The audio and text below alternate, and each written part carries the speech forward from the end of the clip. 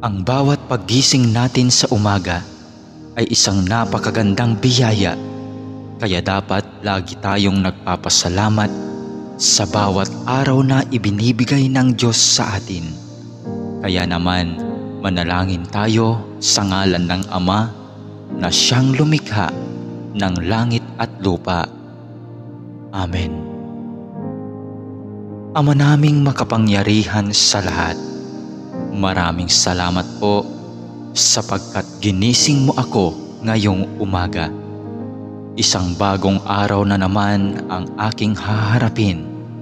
At dahil dito, lubos-lubos ang aking pasasalamat.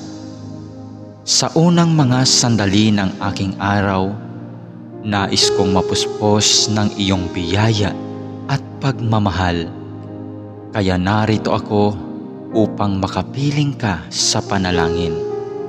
Bantayan mo ako at gawing ligtas sa buong maghapong ito. Ilayo mo ako at ang aking pamilya sa anumang masama. Maituon ko nawa ang aking pag-iisip, pananalita at asal tungo sa iyo. Nawa maging kalugod-lugod sa iyo ang lahat ng aking gagawin sa araw na ito. Panginoon ko at Diyos ko, naniniwala at nananalig ako na naririto ka at kapiling ko sa mga sandaling ito, na nakikita mo ako at iyong naririnig ang aking mga daing, mga kahilingan at mga panalangin.